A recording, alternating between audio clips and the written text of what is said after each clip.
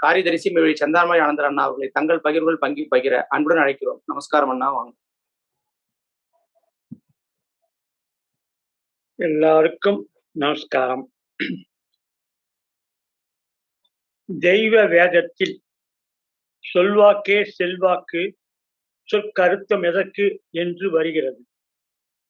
நமது தெய்வ வேத நூலையும் வாக்கியங்களையும் கிரந்தங்களையும் நாம் படித்து வந்தாலே அதில் உள்ள சொற்களுக்கு அர்த்தம் இயல்பாகவே நமக்கு புரியும். எந்த அகராதியையும் புரட்ட வேண்டாம். அதன்படியே தெய்வ வேதத்தை ஓதி வந்து அதில் புரிந்ததை மட்டும் அப்படியே எடுத்து சொல்ல முயற்சிப்பதே இந்த என்னுடைய முத்தி பேரின் முதன்மை விருப்பம்.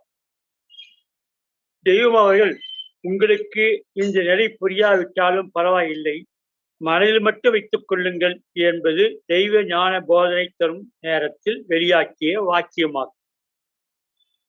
தெய்வ வேதங்களை ஓதும் போதும் இந்த வாக்கியம் நமக்கு பொருந்தும். தில்லை அமுதம் என கெடு தூட்டி நீ தித்தீத்தனால் முதலாய் உள்ளும் பூமிகளில் உள்ள உணவு ருசிக்குதில்லை. போதையெல்லாம் மறந்து உன் பின்னாலேயே தொடர்ந்தேன்.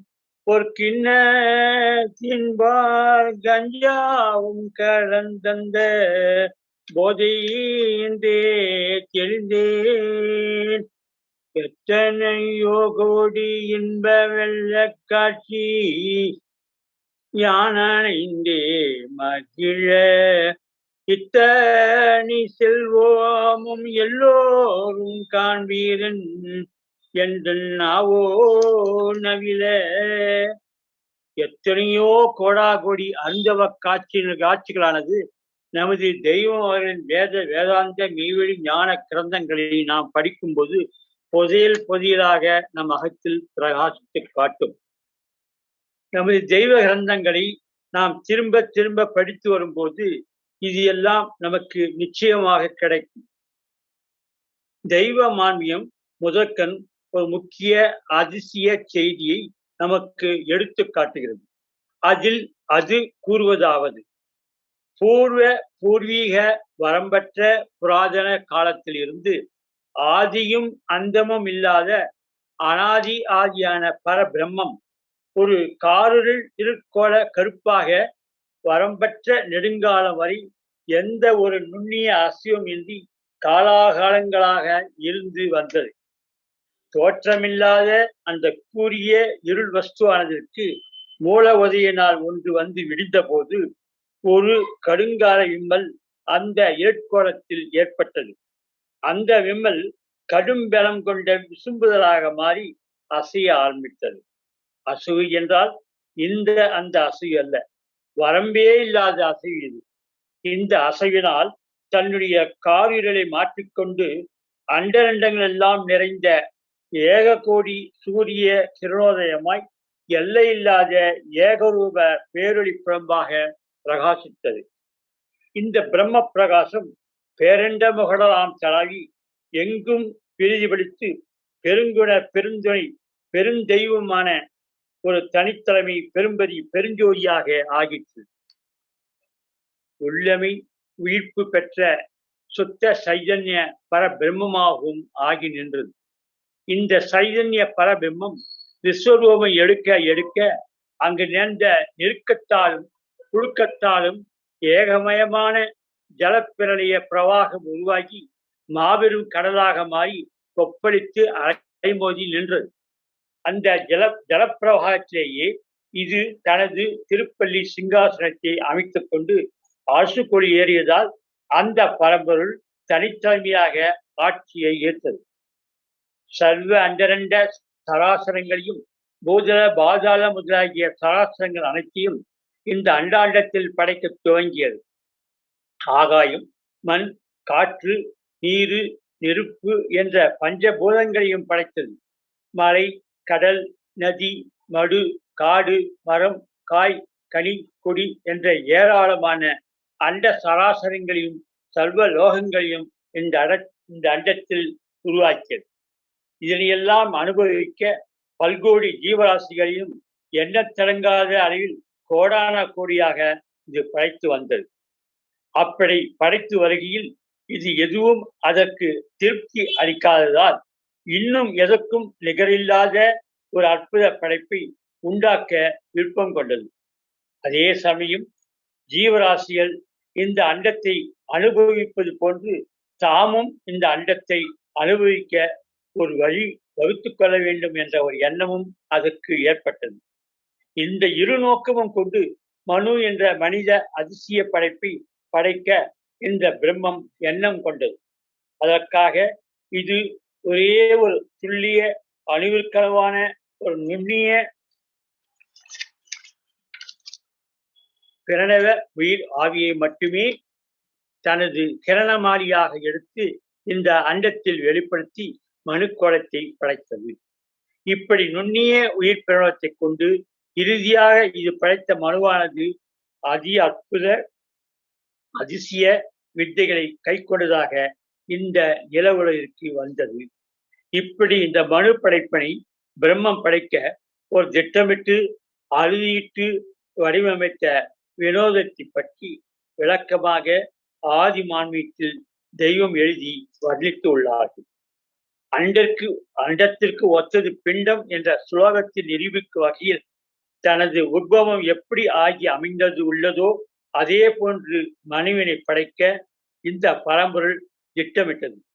அதனால் தனது பேரொழிவு என்னும் சத்தினி ஹபீபில் சூரத் வடிவத்தில் மனிதனை படைக்க வேண்டி அதற்கு முதற் காரண கருவியாகிய அயாத்துல் கைபு என்னும் ஆத்ம மர்ம ஜலக்கடலில் அருட்பெருஞ்சோதியாகிய தன் பேரொளி பிழம்பான தன் கிரணத்தில் இருந்தே எடுத்து வைத்து படைத்தது என்று வருகிறார்கள்.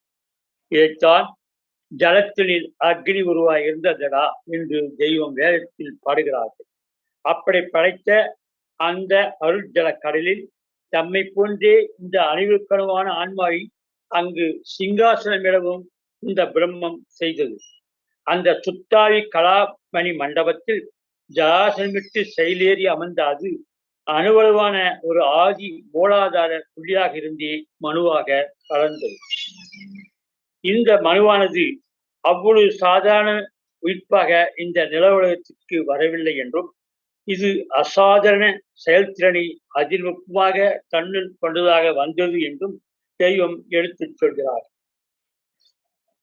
இன்னும் இந்த மனு படைப்பு பல்வேறான அசாத்தியமான அதி அற்புத வல்லமைகளையும் தம் அகத்தே அற்புத சீதனங்களாக தரும்படி தன் ஜீவ உத்பவ காலத்திலேயே பரபிரம்மத்திடம் வேண்டி வேண்டி விவாதித்தது. நல்வரங்கள் பலவற்றை விடாப்பிடியாக நின்று ஆதிரிடம் பெற்று கொண்டு இந்த பூலோக மண்ணிற்கு வந்தது என்று தெய்வம் வர்ணிக்கின்றார்கள். அம்மாளும் என்ற இலகிய தாயார் வீதத்தை மூச்சிலயமான மனோலயம் கொண்ட ஆகாய விதி பிரம்ம வித்தியையும் வானலாவிய நினைவலைகளையும் வரம்பு இல்லாது சிந்திக்கும் வலிமையும் வாக்கான வாக்கு செல்வாக்கான வல்லபத்தையும் இது ஆதிரிடம் இருந்து பெற்றுக்கொண்டு வந்த வரங்களில் சில ஆகும். இப்படி அமானிதம் மற்றும் பற்பல அற்புத வரங்களை இது பரபிரம்மத்திடம் இருந்து பெற்று வந்துவிட்டதால் மனுவானது மிக அதீதமான பிரம்ம வல்லத்தினை போன்ற வல்லவத்தினை பெற்ற ஒப்பற்ற ஒரு அதிசய பிறப்பாக இந்த நில உலக மண்ணிற்கு வந்து ஆகிவிட்டது. இப்படி நிகழ்ந்த இந்த வரலாற்றை மனுவிற்கு அபரிதமான வல்லமையை எப்படி பெற்றது என்பதை பற்றிய ஆதிவேத செய்திகள் எல்லாம் நிரூபணியாக தமது கிரந்தங்களில் தெய்வமார்கள் எடுத்து கூறி நமக்கு புரிய வைத்துள்ளார்கள். ஜோதியின் ஜோதியாக விளங்கும் பரபிரம்மமான நமது தெய்வ வாக்கியம் ஒன்றில் உன் தூளத்தில் உள்ள ஆதி வஸ்துவே பிரணவம். இது தூளம் கடந்த ஜீவ ஜெகத்தில் உள்ளது. ஜீவ ஜெகத்தில் உள்ள உயிரானது இறைவன் உனக்கு தந்த சீதன பொருள். இதுவே இறைவன் உனக்கு அளித்த அதி வல்லமை பொருந்திய ஒரு வஸ்துவும் ஆகும். இந்த வஸ்துவில் ஜீவாத்மாவுடன் பரமாத்மாவும் உள்ளது என்று தெய்வம் கூறுகிறது. பரபிரம்ம கட்டளை மற்றும் அது நீதிகள் கூறும் உத்தரவுபடி தாயின் கருவறைக்கு வித்தாக வந்து விழுந்த உயிர் அணுவான பிரணவ வஸ்துவான ஜீவாத்மா அங்குள்ள ஐம்பூத சக்திகளை ஒன்று சேர்த்து அதன் உதவிகளுடன் மனிதன் தூள தேகத்தை கட்ட ஆரம்பித்தது. அப்படி கட்டி தூள தேகத்தின் உடலில் சூளம் கடந்த மிக உன்னதமான ஒரு இடத்தில் ஒரு மாணிக்க தேகத்தினை அமைத்து அங்கு ஜீவதமாக தான் மட்டும் வந்து அமர்ந்து கொண்டது. இந்த ஜீவதேகத்தின் மேல் அந்தர் மாமுகத்தில் பரமாத்மா வந்து அமர்ந்து நிர்விகற்ப மயக்க சமாதி தவணைகளில் இருந்து கொண்டது. இந்த பரமாத்மா தான் நம் பரமகுருவாக வந்து நம்மை ஆட்கொள்கிறது என்ற இறைவன் வகுத்த விதியின் அதிசயத்தை பின்பு பார்ப்போம். ஜீவாத்மா பரமாத்மா இந்த இரண்டும் மனுவின் ஜீவதேகத்தில் எப்படி அமர்ந்துள்ளது என்பது பற்றிய பல விவரங்களை தெய்வம் தங்கள் கிரந்தங்களிலும் போதத்தின் வாயிலாகவும் எடுத்து கூறியிருக்கிறார்கள். தூளங்கலந்த ஜீவதேகமானது உள்ள மனுவின் ஆன்ம பிரணவமான ஜீவாத்மா மனுவின் பேரறிவை தனது கட்டுக்குள் இருக்கும்படி அருமையாக ஆக்கி கொண்டுள்ளது என்றும், அதனால் பரபிரம்மம் தந்த எல்லாவரும் ஜீவாத்மாவின் கட்டுக்குள் வந்துவிட்டது என்றும் தெய்வம் கூறியுள்ளார்கள். ஜீவாத்மாவின் வசம் உள்ள பேரறிவு என்பதானது நாம் நினைப்பது போன்று சாதாரணமானது அல்ல. இது தம் தவ வல்லமையால் பிரம்மத்தில் நெருங்கியிருந்து சாயுட்ச நித்தியத்தை பெறவல்லது என்றும் நமது மெய்வழி வேதம் கூறுகிறது. தெய்வ மான்மியத்தில் பாட்டேரவர்கள் தங்கள் சீடத்தில் மகா மந்திர பிரேரணை என்னும் தேவ ரகசியம் பேச வேண்டியது அவசியம் ஆனதினாலே அந்த தேவ ரகசியமோ தூளங்கடந்த ஜீவதேகத்தில் தான் பேச வேண்டியது அவசியமாக இருக்கின்றபடியினாலே தங்களின் சீடராக எங்கள் நாயகம் அவர்களுக்கோ ஜீவதேகம் தெரியாது, தூளதேகத்தில் இருக்கின்றவர்கள் ஆனதினாலே தூளதேகத்தில் இருந்து ஜீவதேகம் என்னும் வைநாடு செல்வதற்கு தெய்வம் அவர்களை அழைத்து சென்றார்கள் என்று எழுதியுள்ளார்கள். ஜீவதேக எல்லைக்கு தெய்வத்தினை அவர்கள் எப்படியெல்லாம் அழைத்து சென்றார்கள் என்றும் மான்மீட்டில் தெய்வம் அவர்கள் எழுதி வரைந்துள்ளதை நாம் பார்க்கிறோம். தூளதேகத்தில் உள்ள நமக்கு ஜீவதேகம் என்ற ஒன்று நமக்கு உள்ளது என்று தெரியவே தெரியாது. இந்த தெய்வ மான்மீக வரிகளை படித்து வரும்போதுதான் நமக்குள் அப்படி ஒன்று உள்ளதாக நாம் புரிந்து கொள்கிறோம். பரமாத்மா பிரம்மஸ்த கொடுத்த பிரம்மமாக ஜீவதேக மேல்முக வாசலில் பிரம்ம அனுபவமாக அங்குள்ள ஏகக்கொடி கிருணோதயம் வைக்கும் மேனிலை என்னும் இறுதிய நிலத்தில் படிந்து இருந்து வருகிறது என்றும் தெய்வம் வருகிறார்கள். மேலும் பரம்பொருளானது மனுவின் உள்ளவ பெட்டகமான ஜீவதேக எல்லையில் பிரணவ ஆன்மாக உற்பவம் செய்து வைக்கும் போதே அதனை அறுவராக பிரித்து 5 ஒன்று ஒன்றாக இருபாகத்திடத்து முக்கூறு நிலையமாக்கி ஓய்விலா புனலூரிய புனற்றுறை கோயில் என்னும் அகமிய எதிய தடாகத்தில் தன்னை இருக்க செய்து கொண்டது என்றும், அது மட்டுமல்லாமல் அதனை யாரும் சந்திக்க முடியாத சைல நிற சலனத்திரைகளை தன்மேல் இட்டு தன்னை மூடிக்கொண்டது என்றும், அதனால் அதனை யாரும் சந்தித்து வந்திரம் செய்ய இயலாத ஒரு நிலையை உண்டாக்கி கொண்டு இருக்கிறது என்றும், அந்த பிரம்ம பிரகாசத்தை யாரேனும் உலக மக்கள் வணங்கினால் இது சந்தியா வந்தனமாக, அதாவது சந்திக்க முடியாத ஒரு வணக்கமாகத்தான் இருக்கும் என்றும் தெய்வம் வேத சாட்சியாக எடுத்து கூறுகிறார். இப்படி தூளதேகத்தை கடந்துள்ள ஜீவதேகமானது இருபாக முக்கூறாக பிரிந்து உள்ளதால் இதனை சந்தித்து வந்தனம் செய்வது என்பது இயலாத ஒன்றாக இந்த பிரம்மம் இருக்கிறது.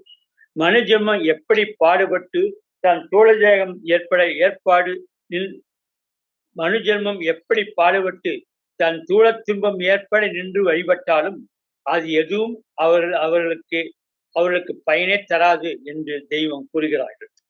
இந்த உலக மக்கள் இறைவனை வேண்டி நின்று புண்ணியம் என்று செய்யும் தான தர்மங்கள் எல்லாம் கூட இந்த சந்தியாவந்தன வணக்கணியில் பயனற்றதாகவே இருக்கும் என்றும் பழமை ஞான கிரந்தங்கள் கூறுகிறது. இதுக்கு விடிவு என்ன என்றால், பிரம்ம பிரகாசமான ஆதிமூல ஆவி குரு பெருமானாக நமக்கு வந்து மனிதன் தூளம் கடந்து ஜீவதாகமானது 3ஆக பிரிந்துள்ள இந்த இருபாக முக்கூறு பாகத்தையும் ஒரே முகமாக்கி ஜீவதேகத்தை ஒன்றாக்கினால் மட்டுமே மனிதருக்குள்ள சுயம் பிரகாச நித்தியானந்த பிரம்மஸ்வரூபம் அந்த மனிதன் தரிசனிக்கும் வந்தனத்துக்கும் புரிதாக மாறும். என்பதுவே வேதச்சமர்கள் கூறும் அதி அற்புத கூற்று.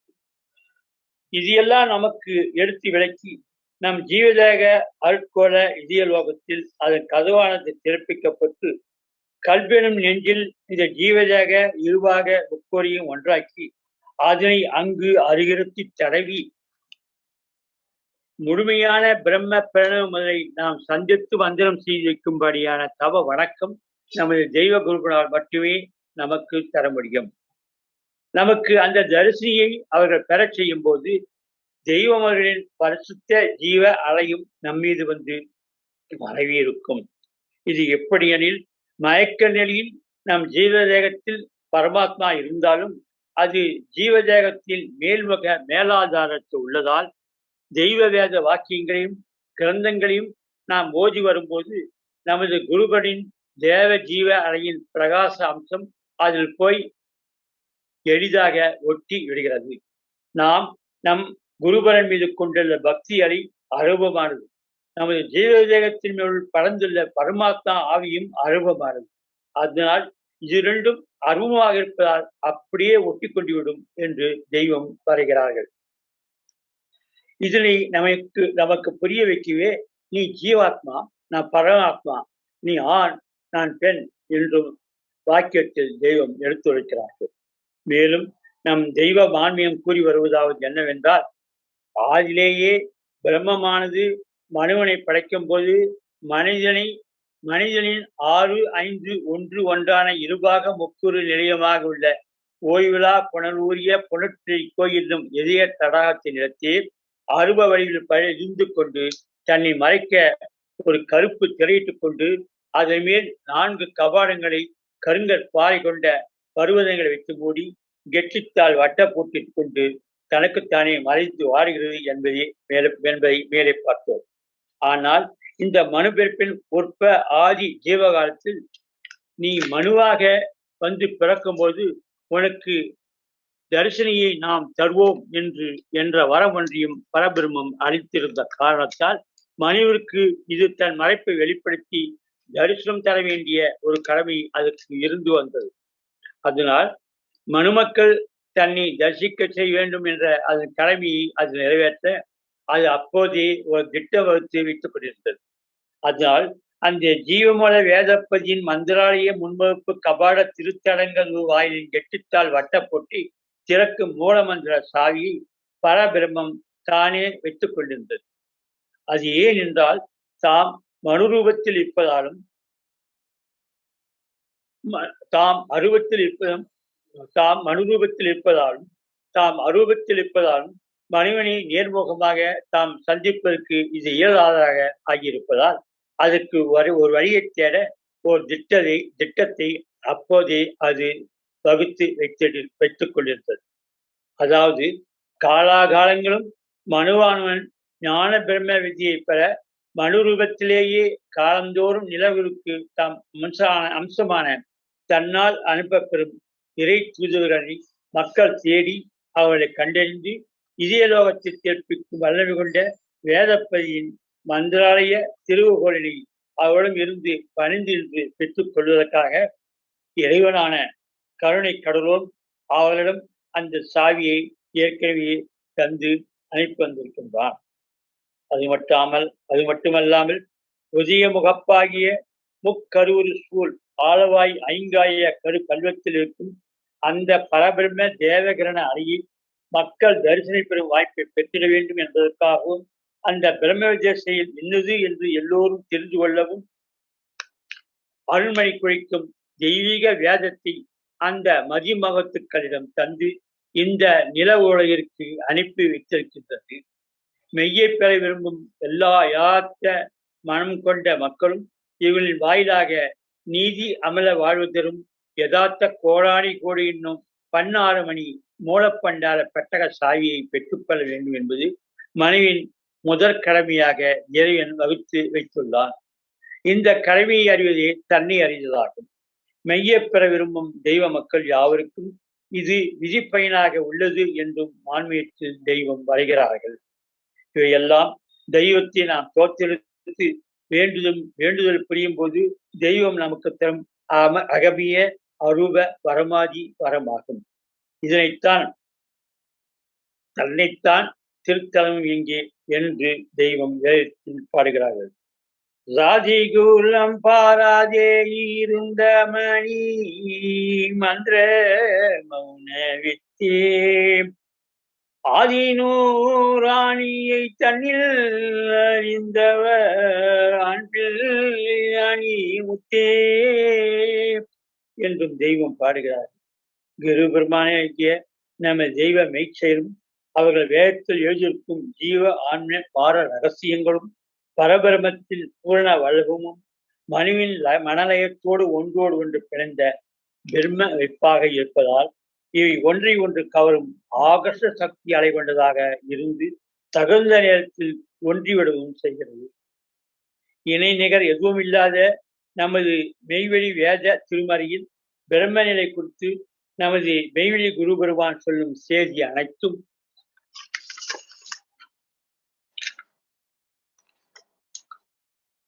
பரம்பரை என்பதின் ஆதி அந்தம் அனைத்தையும் நமக்கு நன்கு விளங்க வைத்து இவை மூன்றும் ஒரே பிரம்மலயத்தில் ஒடுங்கும்.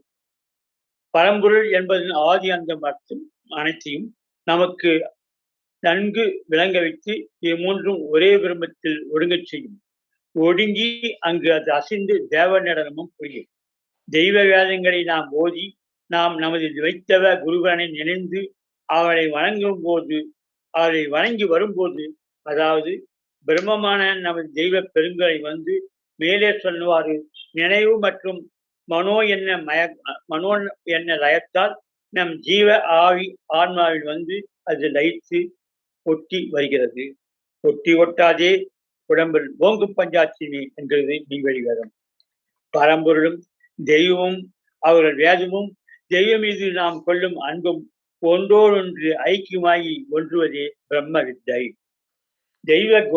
தெய்வ கிரந்த போதனையால் நாம் பெரும் ஞான அறிவே மனோலய ஜீவ தேகத்தில் நம் உயிராகிய பிரணவத்திற்கு ஆகாரமாக ஆகி ஜீவாத்மாவை நமக்குள் பரிமளிக்க செய்கிறது. நமது குருபரணி பரமாத்மாவை நமக்குள் இருந்து கொண்டும் நமது குருபரனாக நம் எதிரையும் அவர்கள் உள்ளார்கள். இப்படி நமது தெய்வீக மெய்த்தவ குருபெருமான் நமக்கு அகம்புறம் என்ற இருவாகத்தும் அதாவது இக வாழ்விற்கும் ஞானலோக வாழ்விற்கும் அவர்களே நமது மகோன்னத காரணகத்தா என்று மனதளவில் நிறுத்தி நாம் வாழ்ந்து வருகிறோம். அதனால்தான் அகம்புறமும் கண்டு ஆண்ட சலாசனர் என்று மாறாது அவரை நாள்தோறும் தோத்தரிக்கின்றோம். நாம் தெய்வங்களை நமது தனித்தந்தையராக மனோலயத்தில் ஏற்கும் போதே நமது ஜீவ மேலாதர இதியலோக நிலத்தில் பறந்திருக்கும் பரமாத்மாவுடன் பரமாந்த சுரூபரான நமது தெய்வம் தூக்குமதகமாக வந்து அங்கும் பரவி பறந்து ஜோதிமயமாக அமர்ந்து விடுவார்கள். அதனால் நமது குருவனின் ஜீவ இருப்பிடம் ஜீவதேக மேல்நிலை ஏக கிருணோதிய பரப்பாக இருப்பதாக இருக்கிறது. அப்படி இருப்பதனால் நமது திவ்ய குருபரனான தெய்வமர்களை நாம் வணங்கி நிற்கும் போதும் தெய்வ போதனையை நாம் பருகும் போதும் நமது ஜீவதய மனோ உணர்வு ஜீவதேக மேல்நிலையில் உள்ள குருபர பரமாத்மாவை தேடியே போகும். அப்படி தேடி போகும்போது நமது ஜீவதேக விஜயாசன ஏக கிருணோதிய உணர்வு பரப்பு நிலத்தில் மேல்நிலையத்தில் இருக்கும் பரமாத்மாவே நமது குருவாக அங்கு இருப்பதை நம் அக உணவில் காண முடியும். நமக்கு முன்னிலை தரிசனில் இருக்கும் நமது குருபெருமானே நம் உள் அக கிரணோதய இதயத்தில் பொருந்தி பரமாத்மாவின் ரூபத்திலேயே அந்த ஜீவதேகத்திலும் இருக்கிறார்கள் என்பதை அப்போது அறிகிறோம். ஆக அகம்புறம் ஆகிய இருலோகத்திலும் நமது குருபரன் நம்மிடம் இருந்து ஆகிவிடுகிறார்கள். இந்த உண்மையை ஒரு நாள் தங்கள் தெய்வீக உள்ளுணர்வில் தெய்வமர்கள் உணர்ந்து அறிந்த போது அவர் அகம் அற்புத ஆனந்தம் பெற்றது. ஏக கோடி கிருணோதிய ஜீவதேக இருதயத்திலே இருப்பது நம்முடைய இந்த நிலவுலக ஞான குருபரனே என்பதை அவர்கள் அப்போது அறிந்த போது அங்கு பலனாக தம் குருபரன் அமர்ந்திருக்கும் திருவுருள் காட்சியினை தங்கள் அகமிய ஞான திருஷ்டியில் தரிசித்த போது அவர் உள்ளத்தில் தாங்கொணாத இன்பம் பொங்கி தழும்பி பூரண திருப்திப்பாய் கொப்பளித்தது. இப்படி அங்கு அகம்புறம் இருபாகத்தும் தங்கள் குருவனையே பலனாக இருப்பதை கண்டதை குறித்துதான் தங்கள் மான்மியத்தில் குருவே பரன், குருவே விஷ்ணு, குருவே மகேஸ்வரன், குருவே தேவ மஹ்பூபு, குருவே சாத்தால் என்று வரைகிறார்கள். தாங்கள் அறிந்த இந்த அறிவார்ந்த ஞான ரகசியத்தை அப்படியே தெய்வமர்கள் தங்கள் மான்மியத்தில் நாம் உணர்வதற்காக வரைந்துள்ளார்கள். நமது குருபரனின் ஜீவ இருப்பிடும் ஜீவயாக மேல்நிலை ஏக கிருணோதிய பரப்பாக இருப்பதாக இருக்கிறது. அப்படி இருப்பதனால் நமது திவ்ய குருனான தெய்வமர்களை நாம் வணங்கி நிற்கும் போது, தெய்வ போதத்தை நாம் பருகும் போதும் நமது ஜீவலய மனோ உணர்வு ஜீவதேக மேல்நிலையில் உள்ள குருபர பரமாத்மாவையே தேடி போகும். அப்படி தேடி போகும்போது நமது ஜீவதேக எதியாசனே ஏக கிருணோதிய உணவு பரப்பு நிலத்தின் மேல் நிலையத்தில் இருக்கும் பரமாத்மாவையே நமது குருவாக அங்கு இருப்பதை நாம் அக உணர்வில் காண முடியும். நமக்கு முன்னிலை தரிசனியில் இருக்கும் நமது குருபெருமானே நம்முள் அகக்கிரணோதிய இதயத்தில் பொருந்தி பரமாத்மாவின் ரூபத்திலேயே அந்த ஜீவதேகத்திலும் இருக்கிறார்கள் என்பதை அப்போது அறிகிறோம். ஆக அகம்புறம் ஆகிய இருலோகத்திலும் நமது குருபரன் நம்மிடமே இருந்து ஆகிவிடுகிறார்கள். இந்த உண்மையை ஒரு நாள் தங்கள் தெய்வீக உள்ளுணர்வில் தெய்வமர்கள் உணர்ந்து அறிந்த போது அவர்கள் அகம் அற்புத ஆனந்தம் பெற்றது.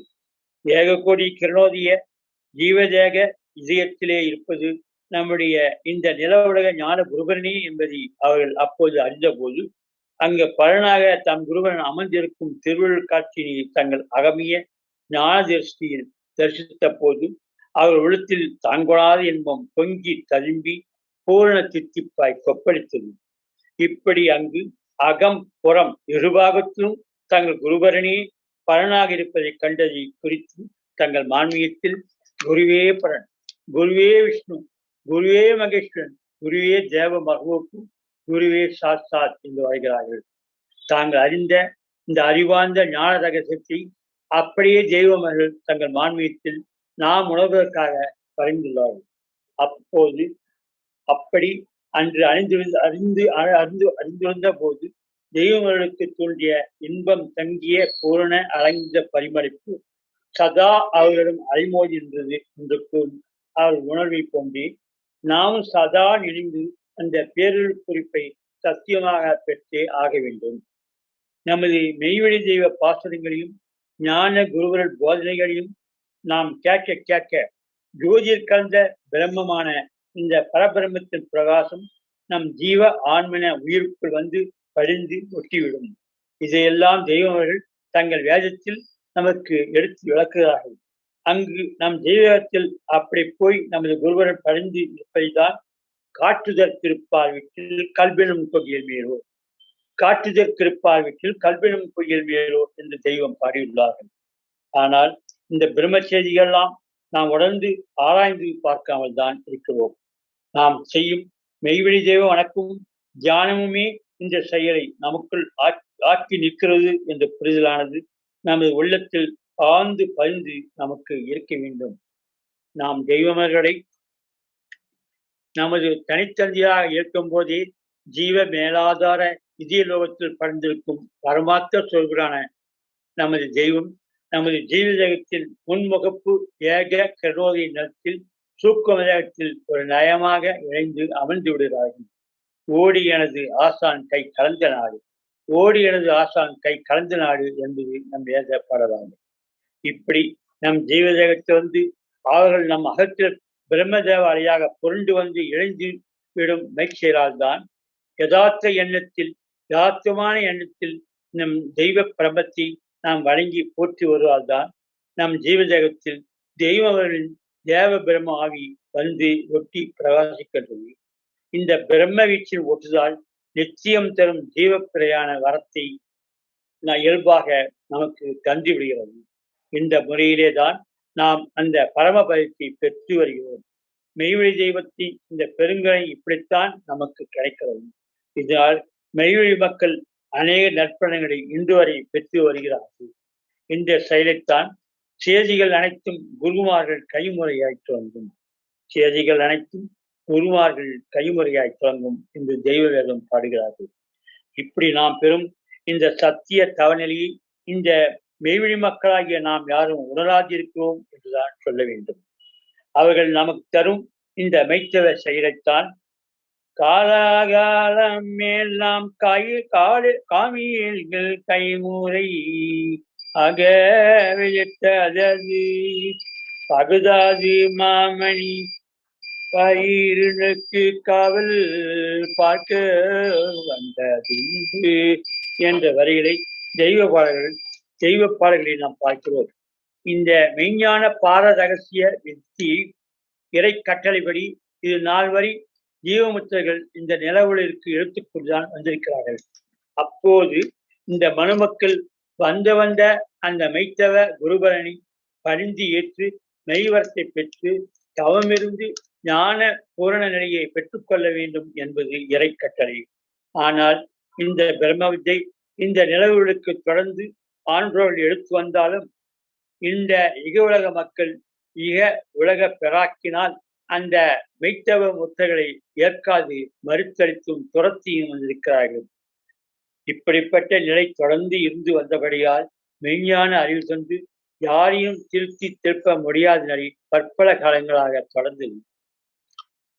அதனால் இந்த பரமபதம் பெறும் முத்தி செயல் என்பதை மெய்த்தவ குருபரன்களால் மனுமக்கள் யாருக்கும் ஏற்றி வைக்க முடியாத நிலையை உருவாக்கிவிட்டது. இதனை நமக்கு எடுத்து புரிய வைக்கத்தான் இந்த அகமிய மகாவல்லப தெய்வீக பிரம்ம வித்தை செயலானது நெடுங்காலங்களாக மக்கள் இதனை அறிய முடியாமல் உலகத்தை விட்டு வறந்தே போய்விட்டது என்று தெய்வமர்கள் நமக்கு எடுத்து வைத்த மகா சங்கல்ப மந்திரத்தில் எடுத்துக் கூறுகிறார்கள். காலத்தில் நமக்கு வரமாக வந்துள்ள நமது கலியுக வரநாயகம் இதுவரை வந்த பாலவான்களால் செய்து முடிக்க முடியாது போன நிலையை மாற்ற நினைத்தார்கள். அதனால் கருந்தவம் புரிந்து பெருந்தவ கனகத்தை படைத்து அங்கு மனுமக்களை அழைத்து இருத்தி அவர்களின் அகமக தரிசனத்திலேயே அவர்கள் ஜீவ ஆமணத்தில் பதிந்து தன்னை நம்பி வரும் எல்லாரையும் பரமபத முத்தி செயலில் ஆக்கியும் ஜீவப்பிரான பயத்தில் ஏற்றியும் வருகிறார்கள்.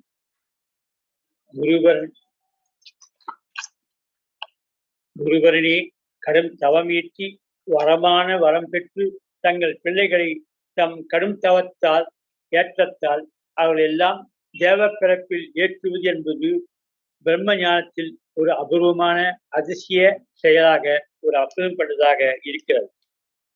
எப்படி எனில் யுக யுகங்களாக மனு மக்களானவர்கள் இந்த நில உலகில் யாரும் பெறாத அபூர்வ பிரம்ம செயல் இது என்று தெய்வம் வாக்கிய கூறுகிறார்கள். அதனால்தான் யுகங்கள் நான்கும் கை கொண்ட கூடியர் வகை ஆண்டவர் வந்தவர் தாரணி.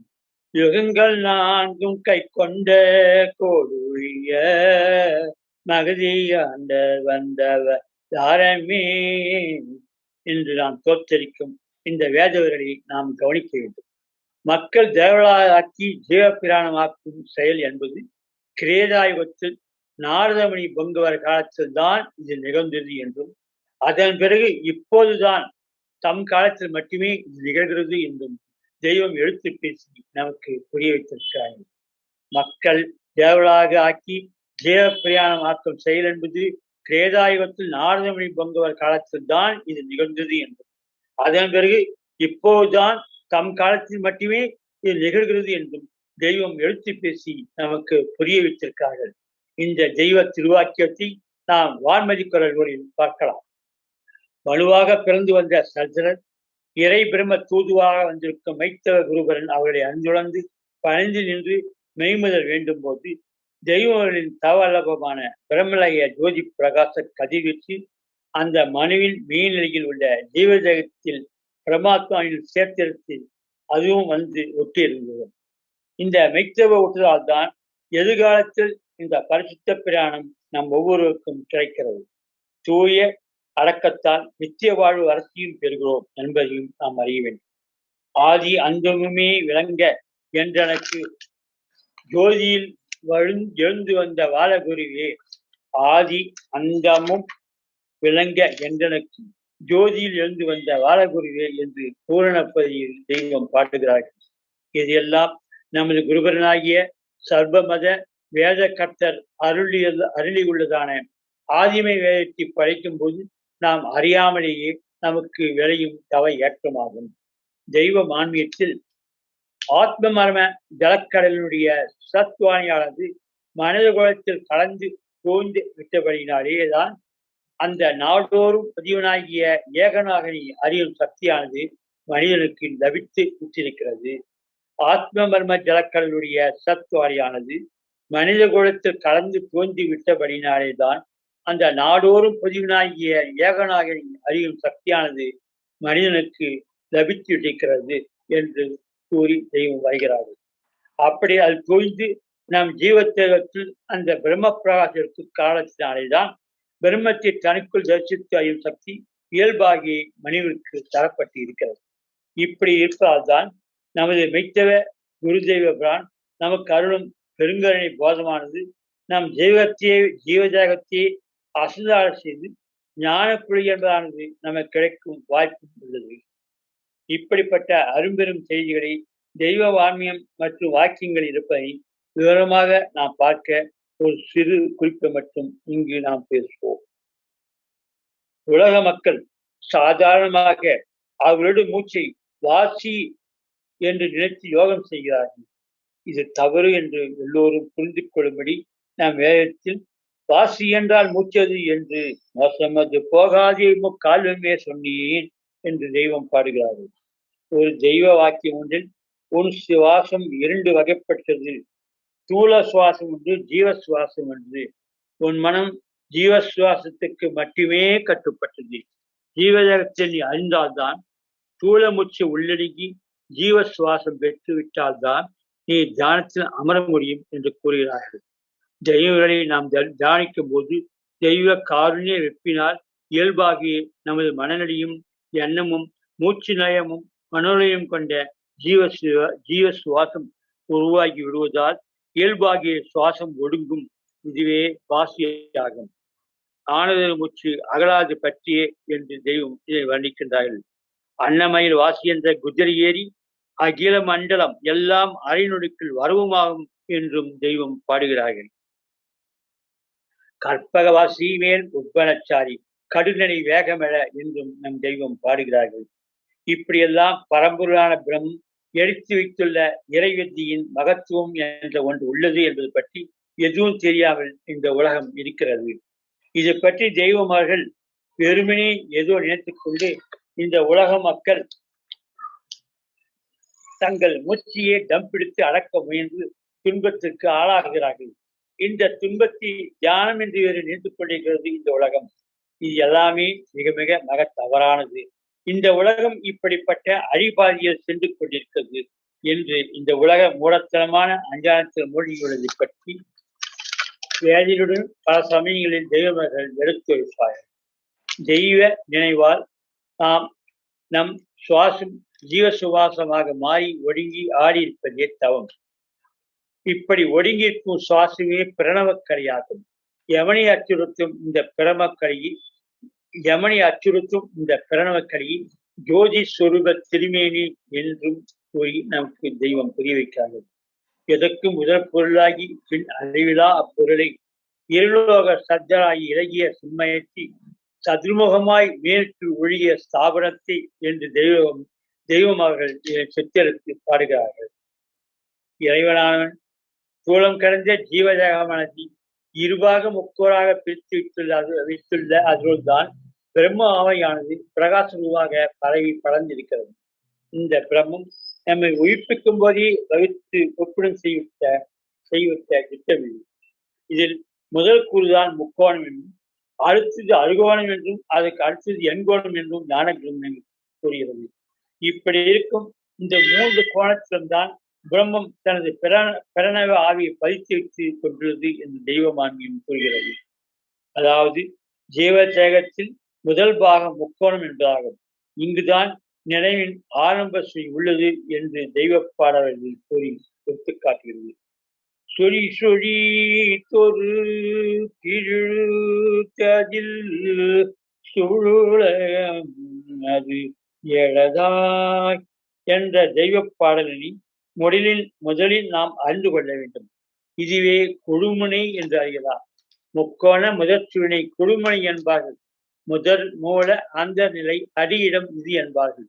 அக்கணரு சொக்கி அங்கே எக்களிப்பாகும் என்று வேதத்தில் தெய்வம் பாடுகிறார்கள். அக்கணரு சொக்கி அங்கே எக்களிப்பு அடையும் என்று பாடுதலில் இருந்து நமது தெய்வபிரான் அந்த இடத்தில் இருக்கிறார்கள் என்பதை அந்த பாடல் வழியாக முதலில் நாம் அறிய வேண்டும். மேலே நாம் பார்த்த கொடுமுனை என்ற ஆதி புள்ளியிலிருந்து வாசுமணி என்ற மணிப்புறம் எல்லைக்கு வந்தால் பிரம்ம ஆவி அங்கு முகாமிட்டிருக்கும் அதிசயத்தை காண முடியும் என்று பாடுகிறார்கள். செருமடா கொடுமுனியே வாசுமணி சொன்னபடி சூக்குமமே தோன்றிவிடும் 1008 அண்டமெல்லாம் ஜெகஜோதி கவனமணி பிழிக வேகம் என்று பாடுகிறார்கள். வாசிமணி என்ற பேசி மகாராஜாங்க யோக வெப்பில் செயல் என்றும் தெய்வம் பாடுகிறார்கள். இந்த வாசிமொழியில் நிகழும் பிரம்ம நடத்து பற்றியும் தெய்வம் வேதம் பாடுகிறது. இதனை பழுதுநகா ஆலயத்தின் நடனபாதம் என்று தெய்வம் பாடுகிறார்கள். தெய்வம் நம்மை ஏற்றிருக்கும் ஒரு ஜோதி பிரகாச ஆகஸ்ட பாதியில் நம் மனோலயம் நகரும் போது தில்லை நடன அசை தரும். இந்த அற்புதத்தை பழம்பாமணிகள் மிக அதிசயமாக எடுத்து பேசுகின்றனர்.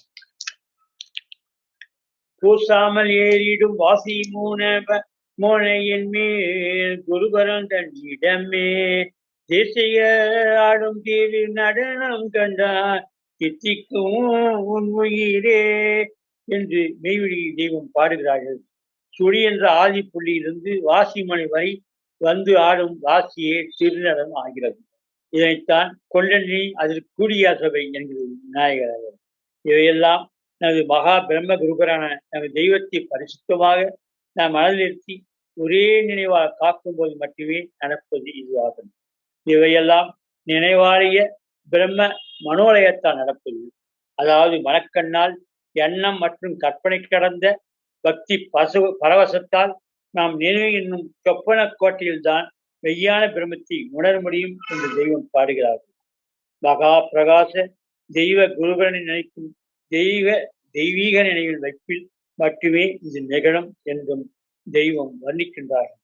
அப்படித்தான் இந்த அரூப பிரம்மத்தை நம் வசமாக்க முடியும் என்று உறுதியாக எடுத்துக் கூறி அதீத பிரம்மவேதியின் சுரூபத்தை பற்றி தமது பாடல்களில் எடுத்துக் காட்டுகிறார்கள். சாட்டெறிந்து விடுவது சொப்பன கோட்டையின் மேல் சார்ந்து நிற்கும் அடையாளம் சார்பு விடை தோற்றம் என்று அமுத கலைஞானம் போதத்தில் வரியை பார்க்கலாம். அணுவிற்கனவாய் அண்ட பிரமாண்டமாய் நினைவிற்பதியும் நாதமின் உடலில் என்று தெய்வம் பாடுகிறார்கள். ஆனால் இன்றைய உலகில் உலக மக்கள் பரோடப வாழ்வில் அவர்கள் நினைவு என்ற அரும்பெரும் வஸ்து மங்கிவிட்டது. அறிவுலக பராக்கு மிகத்தி ஏறிவிட்டதால் இந்த நாத மின் உடலை பெரும் பிரம்ம சைலனை பற்றி மிக சாதாரணமாக அசட்சி செய்து புறக்கணித்து வருகின்றனர். சதுர்யுகத்திலும் உண்டான எல்லா வேதங்களும் காலாகாலமாக வந்தாலும் இந்த பிரம்ம வித்தியானதை மக்கள் எவரும் ஏற்க தயாராக இல்லை. அதனால் மக்கள் பழக்கத்தில் இல்லாமல் தொடர்ந்து இந்த ஞான உயிர்ப்பு மார்க்கம் நின்று போய்விட்டது. அதனால் பரபிரமம் தந்த அதிவல்லவ தெய்வீக பிரம்ம வித்தி மக்களிடையே பரவாமல் அப்படியே நின்று விட்டது. மக்களுக்கு இந்த செயலை அணுவளவேனும் புரிய வைக்க வந்த வேதகத்தில் எவராலும் கூட இதை சாதிக்க முடியவில்லை. பழமை பிரம்ம ஞான நூல்களாலும் மெய்த்தவ பழமை குருபரங்களின் போதத்தாலும் இதனை விவரித்து சொல்லவோ எழுதுவோ முடிந்ததில்லை.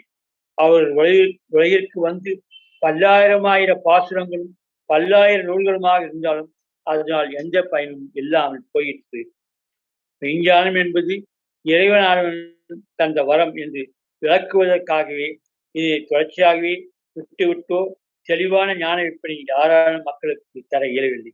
மெய்ஞானம் என்பது இறைவனானவன் தந்த வரம் என்று விளக்கிக் கொள்வதற்கோ இதனை தொடர்ச்சியாகவோ விட்டுவிட்டோ தெளிவான ஞான விற்பனை யாராலும் மக்களுக்கு தர இயலவில்லை. சாந்தி கடந்த அப்புறமே வாங்கும் மார்க்கம் சர்சனர்கள் எவரும் இந்நாள் சொல்லாதாரே. சாந்தி கடந்த அப்புறமே வாங்கும் மார்க்கம் சர்சனர்கள் எவரும் இந்நாள் சொல்லாது ஆதனாரே என்று பாடி தேவர்கள் தம் வேதத்தில் இதனை எல்லாம் நிறுத்தி கூறுகிறார்கள்.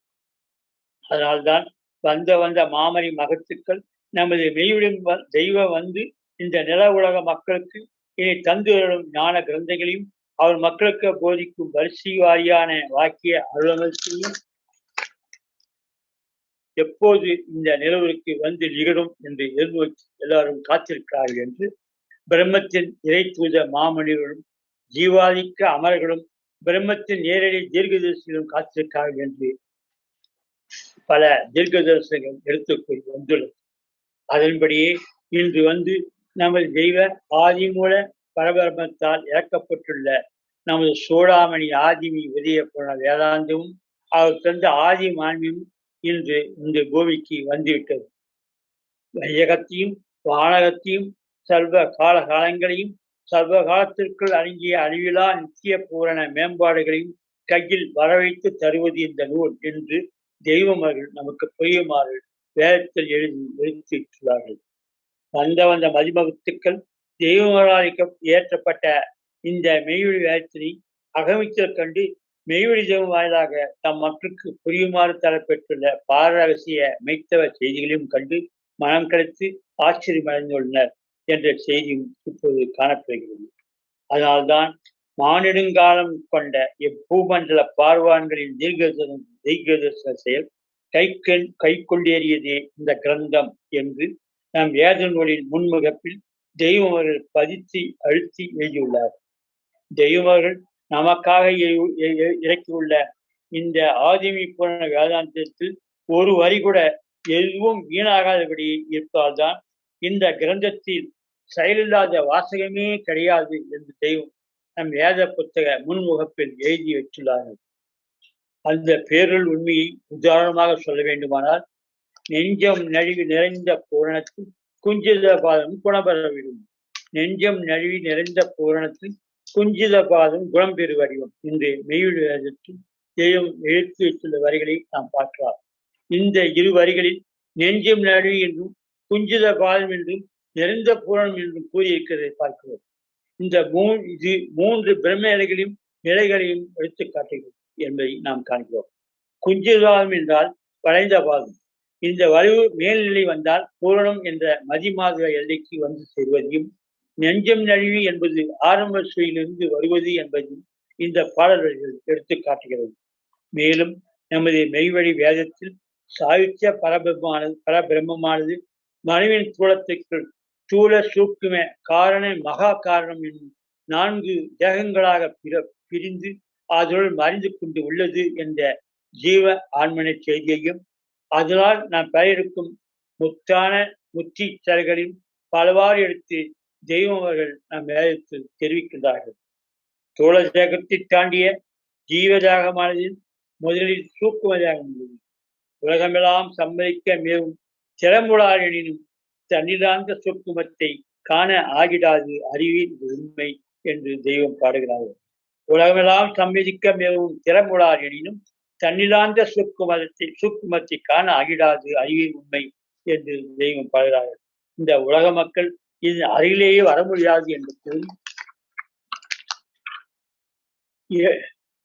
இவர்கள் எல்லாம் எட்டி எட்டி பார்த்தாலும் எட்டித்தலும் என்று தெய்வம் பாடுகிறார்கள். ஜீவதேகத்திலுள்ள இரு கலைகள் மோதி மூலம் கண்டு தெரிந்தால் சூக்கும தேகம் எடுக்க முடியும்.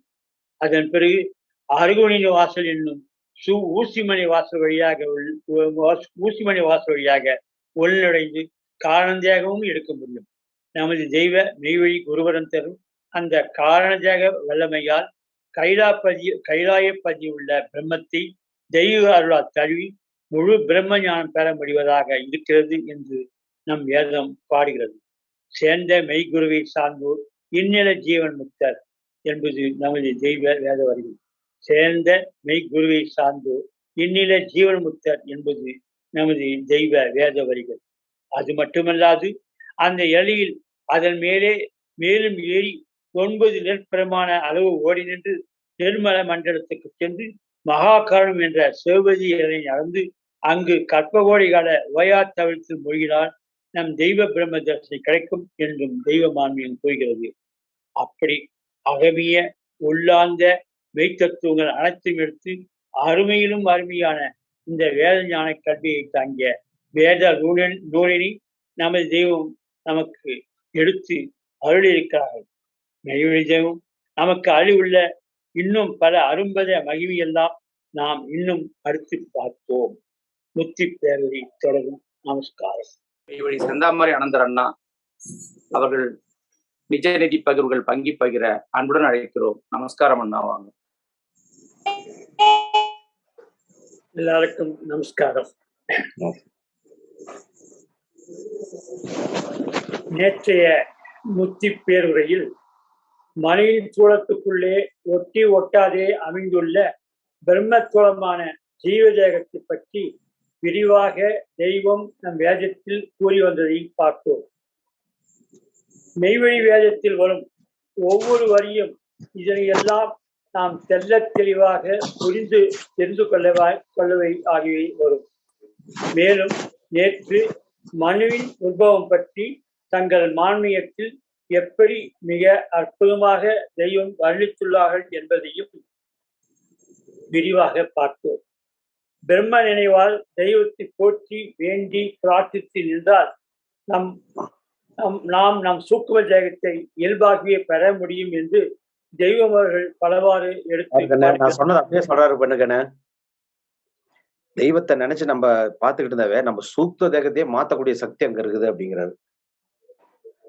நேற்று எடுத்து பார்த்தவாறு இருப்பாக முக்கூறு நிலையமாக உள்ள ஜீவ தேகத்தில் சூக்கும காரண மகா காரண தேகம் இருப்பதையும் தெய்வ போத வாயிலாக தெளிவாக தெரிந்து கொண்டிருக்கிறோம்.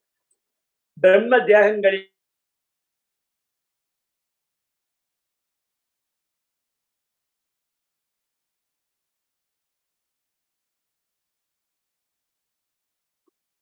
அண்ணா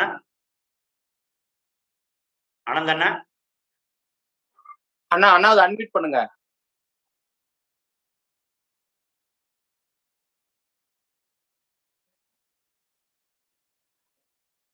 தொடருங்க.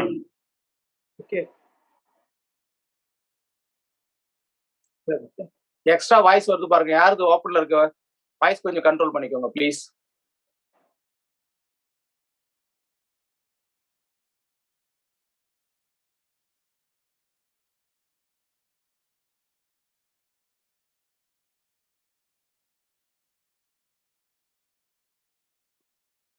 அண்ணா ஆனந்தண்ணா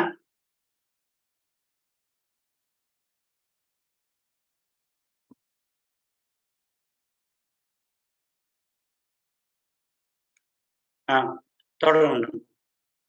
நேற்று எடுத்து பார்த்தவாறு இருபாக முக்கூறு நிலையமாக உள்ள ஜீவ தேகத்தில் சூக்குமே காரண மகா காரண தேகம் இருப்பதையும் தெய்வபோத வாயிலாக தெளிவாக தெரிந்து கொண்டிருக்கிறோம். பிரம்ம தேகங்களில் முதலாக உள்ள சூக்கும தேகத்தை சென்ற முத்தி பேரவையில் வெகு சுருக்கமாகத்தான் பார்த்தோம். இப்போது மேலும் தெய்வ வாக்கியம் விரிவாக அதை பற்றி கூறி வருவது எல்லாம் எடுத்து இங்கு பார்ப்போம். அதுக்கு முன்பாக சென்ற முத்தி பேரவையில் பாதம் என்பதை எடுத்து பேசி வரும்போது அதனை அப்படியே விட்டுவிட்டோம். அதனை இப்போது தொடர்ந்து பேசிய பிறகு அடுத்த கட்டத்துக்கு போவோம். தெய்வ பாடல் ஒன்றில் நீடு ஆழி சூழக மாமரையின் வீட்டிலே பாடு மாணிக்கம் நீதி எங்கு கோடியே பல்கோடியே ஆடும் பாதும் சாலையும் அனந்தரு கல்லாது ஏல் வாடிடம் உலகி நோக்கி வாய்ப்பதும் புறம்பதே ஆடுவாதும் சாலையும் அனந்தரு கல்லாது ஏறு வாடிடம் உலகி நோக்கி வாய்ப்பதும் புறம்பதே என்று வருவதிலிருந்து ஆடும் பாதம் என்பது நம் மெய்வழி குலத்திற்கு மட்டுமே உரியதானது என்ற செய்தியை இந்த பாடலில் தெய்வம் நமக்கு எடுத்து வைத்துள்ளார்கள் என்று நாம் அறியலாம். மெய்த்தவ வேதத்தில் கொடுமணியாம் கதிர்மணியில் ஆடும் பாதம் என்று வருவதை பார்க்கிறோம். இதற்கு அடுத்து செருமடா கொடுமணியே வாசிமணி என்று அடுத்து தெய்வம் பாடியுள்ளதிலிருந்து இந்த கொடுமணியில் உதயமாகும் ஆடும் பாதம் என்பதுதான் வாசிமணி என்ற எல்லை வரை நீடித்து வருகிறது என்று இந்த பாடல்களில் இரு வரிகள் தெளிவாக நமக்கு காட்டுகிறது. இந்த பாதலியை மேலும் எடுத்து கூறத்தான் நீடி நின்ற பாதம் ஈராறாம் கோட்டில் தேன் சுரந்து குமுதம் பாயும் என்று பாடுகிறார்கள். தெய்வ போதாரின் உத்தரவுப்படி பாதம் என்ற பிரம்ம கோடானது ஈராறாம் கோட்டில் வந்தால் அங்கு ஆன்ம பிரணவ அமுதம் பாய்ந்திருக்கும் என்று தெய்வம் பாடுகிறார்.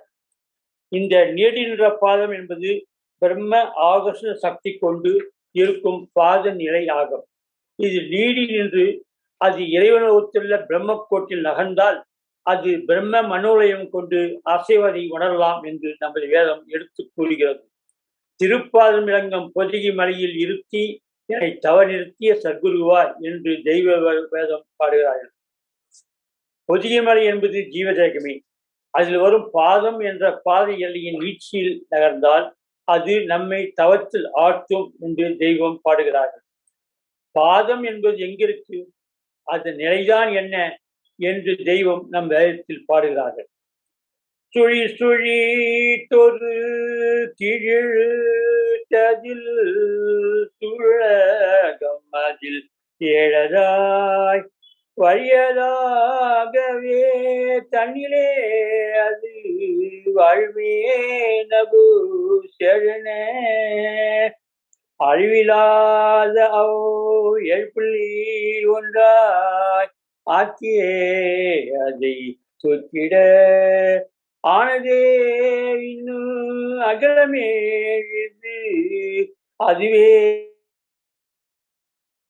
பாதம் என்பதை சிரஞ்சீவி சஞ்சீவி என்று பல இடங்களில் தெய்வம் எடுத்து பாடுகிறார்கள்.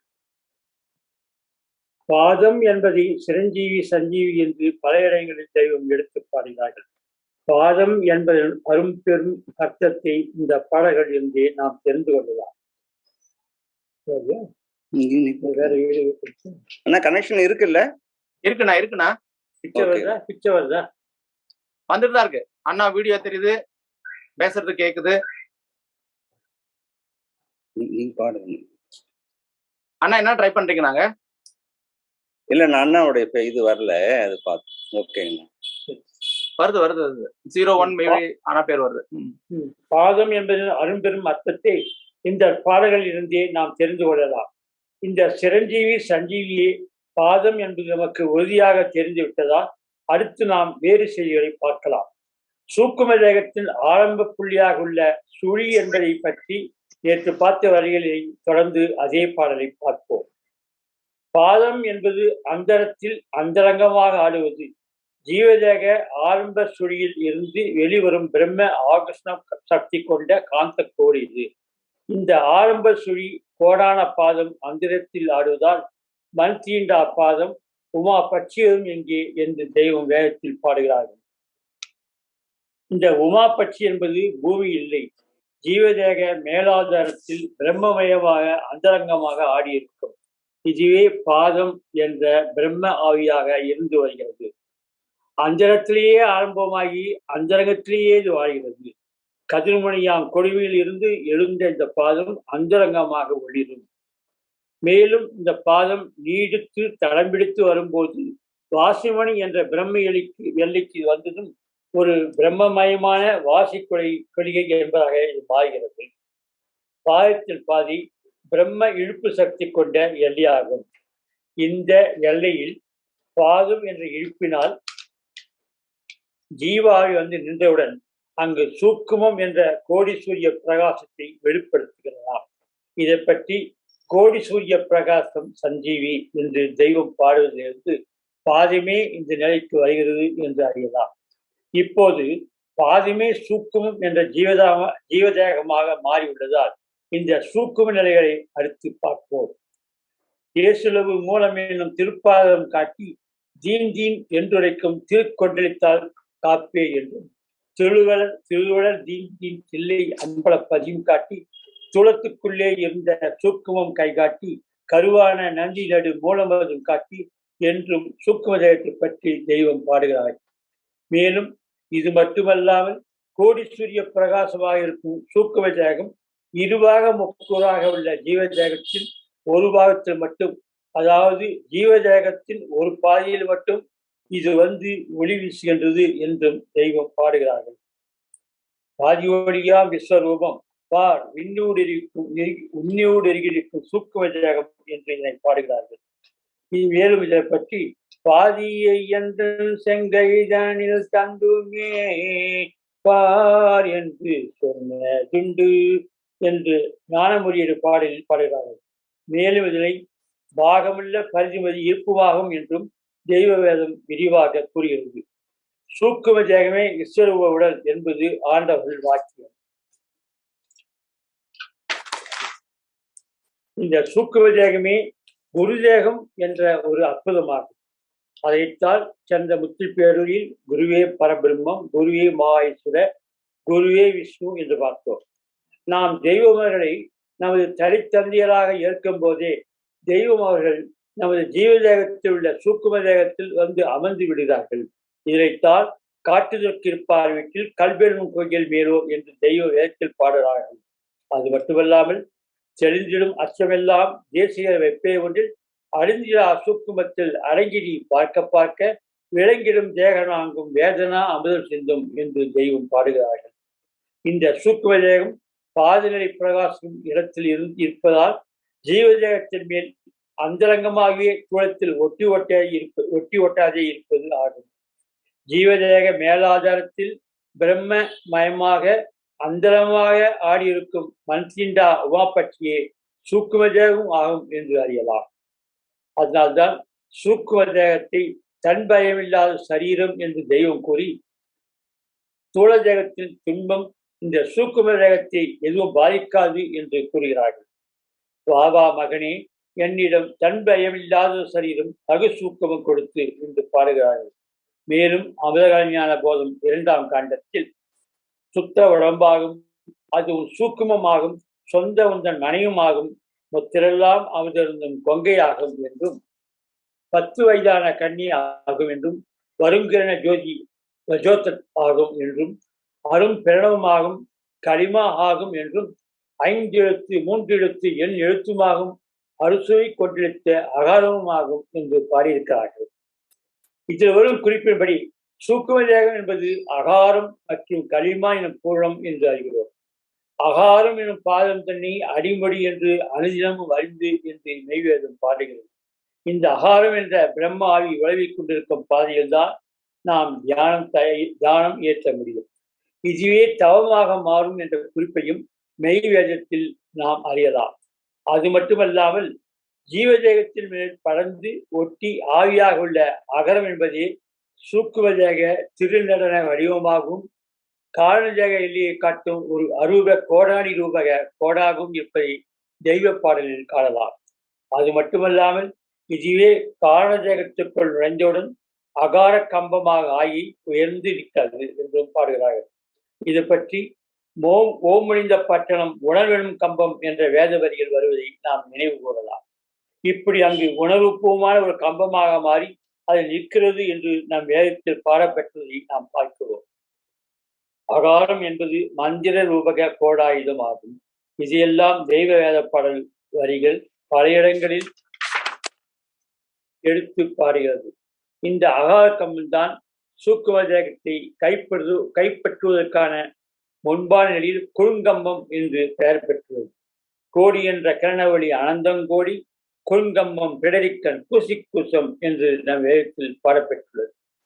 இந்த குறுங்கம்பத்தின் அடிநிலை இடத்தில் தெய்வ மூல மந்திரத்தில் நினைவைத்து ஜீவ ஆவியான நமது நினைவிற்பதியும் நாத உடலால் அகமிய உடலுடன் அரூப நினைவில் தொட்டவுடன் இது வாசி நடை என்ற குழியாக மாறும் என்பதே தெய்வ வேத வரிகள்.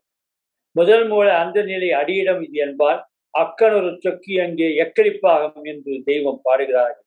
இந்த குழியை பெற மகதியாய மனோகரலாயன என்ற ஒரு பிரம்ம வித்தை குறிப்பினையும் எடுத்து தெய்வம் பாடுகிறார்கள்.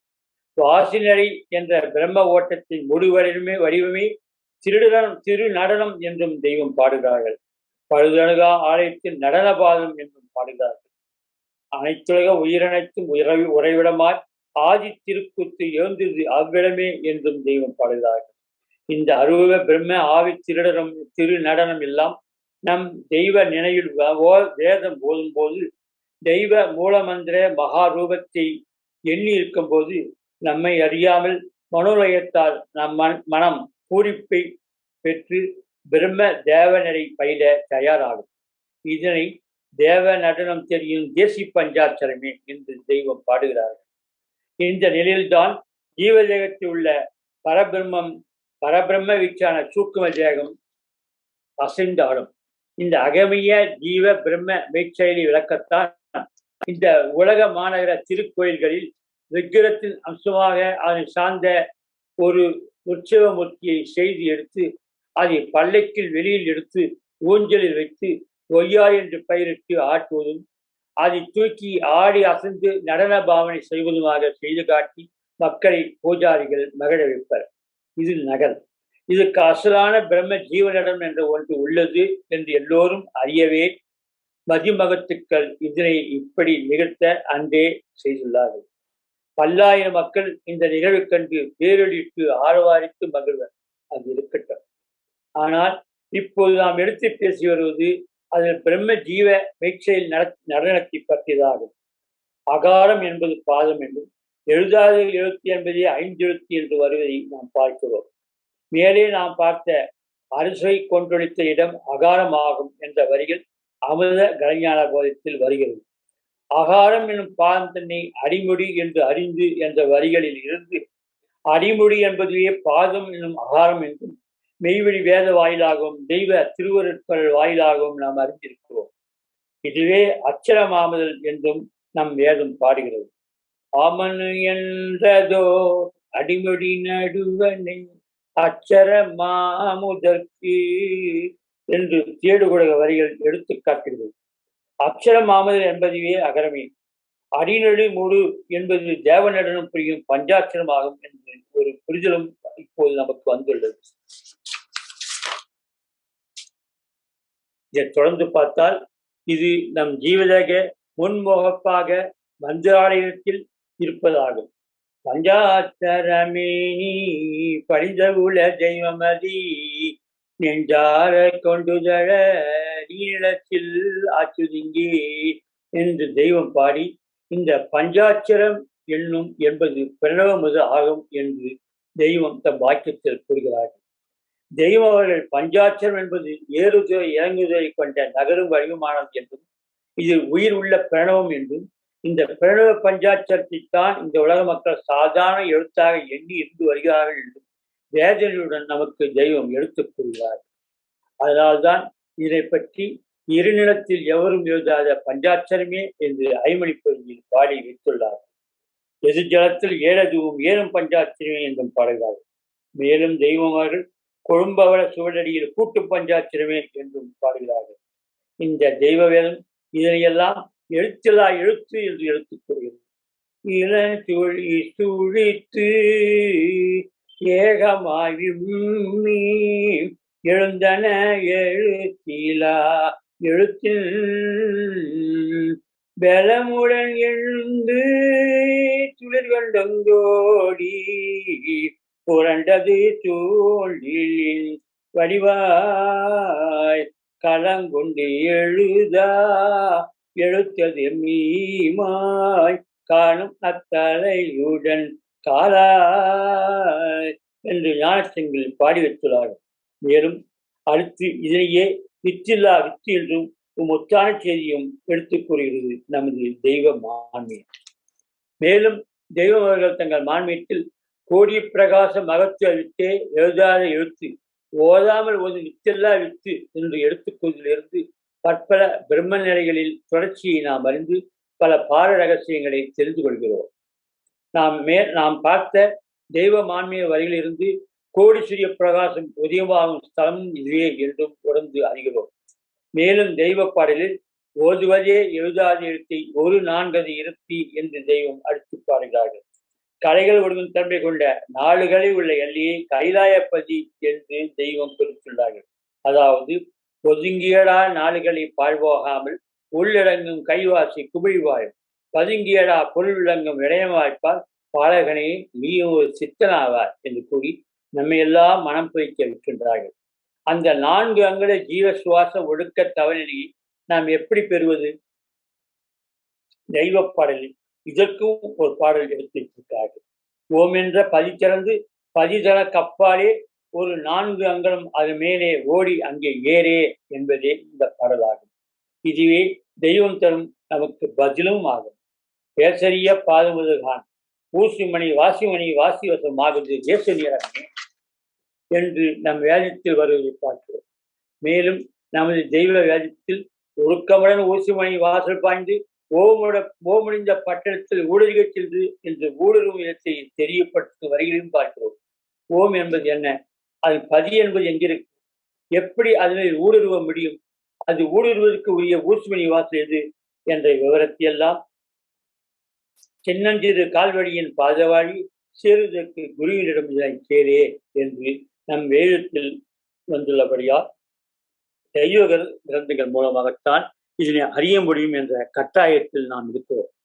தெய்வ கிரந்தங்கள் மூலமாகத்தான் இது அறிய வேண்டும் என்ற கட்டாயத்தில் நாம் இருக்கிறோம். மனுவின் தோல் தேகத்தில் உள்ள பிரம்ம இருப்பிடமான ஜீவ தேகம் மும்முதல் சேர்ந்துள்ள ஒரு அறம் செயல் விருப்பு என்றும் இருவாக முக்கோராக அமைந்துள்ளதே இது என்றும் அந்த இருவாக முக்கோரில் உள்ள சொர்ணமய திருவரங்க திருக்கைலாய நன்னிலம் எனப்படும் ஜீவதேக முன்முகப்பு பிரம்ம வெளியிலேதான் பிரம்ம பிரகாசத்தில் முதலாவது மற்றும் இரண்டாவது பாகங்கள் பதிக்க பெற்றுள்ளது என்று தெய்வமான்மியம் கூறுகிறது. அதன் பிறகே நடுவாகும் கர்ப்பநிலைமை என்று நம் மெய்வேதத்தில் பாடப்படுகிறது. இந்த மூன்றாவது பிரம்ம வேத பதிக்குள் உள்ளுடைய அதற்கான வழி அதே பிரம்மத்தால் சிறு கால்வழி பாதி என்ற ஒன்று ஊசிமணி வாசல் வைக்கப்பட்டுள்ளது என்று நம் வேதம் எடுத்து காட்டுகிறது. ஏறுவது விரல் 4 அக்களுக்கு அப்பால் என் மகனே கைலாசமா பதியமாகும் கூறுகிறேன் ஏதுவதோ கடினம் மைந்தா என்று பாடுகிறார்கள். கைலாயமா பதி என்பதற்கு ஓமுடிந்த பட்டத்தால் பட்டகம் என்றும் பாடுகிறார்கள். மேலும் இதனை ஓமுடிந்த பட்டணம் உணவெனும் கம்பம் என்றும் பாடுகிறார்கள். இதெல்லாம் நினைவில் பதியும் நாது என்ன உலகத்தில் நிகழ்வதையே என்றும் பாடுகிறார்கள். இவையெல்லாம் தான் தவம் என்றும் மாமரைகள் அழைக்கின்றன. தெய்வ மூலமந்திரத்தை எந்நேரமும் மனதில் இருத்தி தெய்வ வேதத்தை திரும்ப திரும்ப படித்து ஓதி வந்தால் இயல்பாகவே தெய்வ அருட்பிரகாசம் கிடைத்து மூச்சு ஒழுங்க ஆரம்பிக்கும். இந்த ஒழுக்கத்தவர்களுக்கு நாம் ஆளானவுடன் பல அதிசய உணர்வுகள் நமக்கு தெரிய வரும். பார்க்க பார்க்க ஆயிரந்தமெல்லாம் பகல் போல் இளங்க கண்டே கண்டிடும் காட்சியை விண்டியுரைக்காகுமோ காசி மந்தரிடம் என்று தெய்வ பாசனம் பாடியுள்ளதன்படி இந்த அனந்தர்கள் தங்கள் அனுபவமாக பாடுவதை நாம் கேட்டு வருகிறோம். இத்தனை செயலும் எந்த காலத்தில் நமக்கு வந்து விளையும் என்று நாம் ஏங்கி நிற்க வைக்காமல் தெய்வம் அதற்கு வழியோகம் கலை நாடகங்கள் உட்பாய வழி சொல்ல என்னாசான் வகையார் சொல்வார் என்று வேதத்தில் பாடி எடுத்து வைத்துள்ளார்கள். மேலும் தெய்வ வேதத்தில் திடமான ஞான தேசிகர் உலங்கணிந்து உடலை விட்டு உடலில் பாய்ந்து ஓம்படுந்த இடத்தில் ஆக்க என்று கூறி இது முடியும் என்று கூறுகிறார்.